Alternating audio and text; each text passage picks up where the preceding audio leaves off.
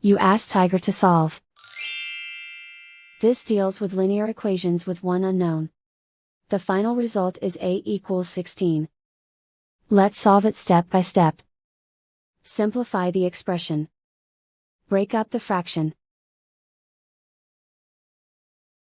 Find the greatest common factor of the numerator and denominator.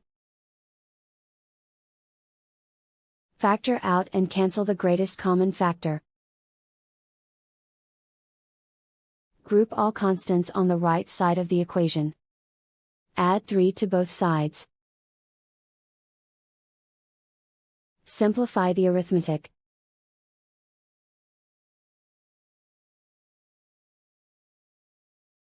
Isolate the a. Multiply both sides by 2. Group like terms.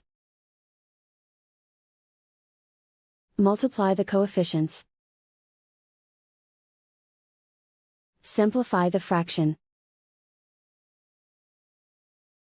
Simplify the arithmetic.